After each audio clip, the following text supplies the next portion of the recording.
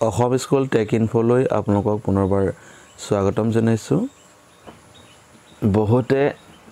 employee details যেতিয়া update কৰিলে update কৰোতে হয়তো কিছুমান ক্ষেত্ৰত তেওঁলোকে ভুলকে আপডেট কৰিলে আৰু সেলফ ভেৰিফাই কৰাৰ পিছত ডিডিও তেনে ধৰণেই ভেৰিফাই কৰি দিলে তেনে ক্ষেত্ৰত এতিয়া কিছুমানৰ সমস্যা দেখা গৈছে ইয়াতে এটা স্পষ্টকৈ কোৱা হৈছিল ডিডিও সকলক যে date of birth, retirement age, date of entry of into government service, PAN details and spouse name এইবোৰৰ ক্ষেত্ৰত তেওঁলোকক আপডেট কৰিবৰ কাৰণে কোৱা হৈছিল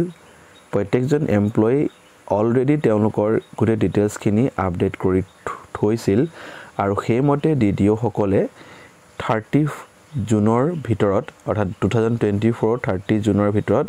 সেই গোটেইখিনি ভেৰিফিকেশন কৰিব লগা আছিল আৰু ভেৰিফাই কৰি দিয়াৰ পাছত আপোনালোকক মই এটা ভিডিঅ'ৰ জৰিয়তে জনাইছিলো যেতিয়া আপুনি সেলফ ভেৰিফাই কৰি দিয়ে তাৰ পিছত কিন্তু আপুনি এই তথ্যবোৰ এডিট কৰিব নোৱাৰিব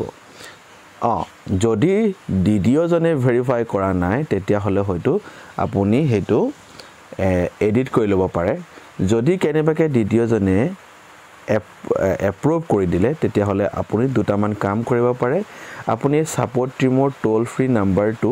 আৰু ইমেইলটোত আপোনাৰ সমস্যাটো জনাব পাৰে অন্যথা ডিডিও জনে ফাইনেন্স ডিপাৰ্টমেন্টক বা ফিন আসামৰ টিমক এপ্লিকেশনৰ জৰিয়তে আপোনাৰ হেই কাৰেকচনটো কৰাব লাগিব এই সৰু ইনফৰমেশন ভিডিও দিবৰ কাৰণে যে ভিডিওটো প্ৰস্তুত কৰিছিলো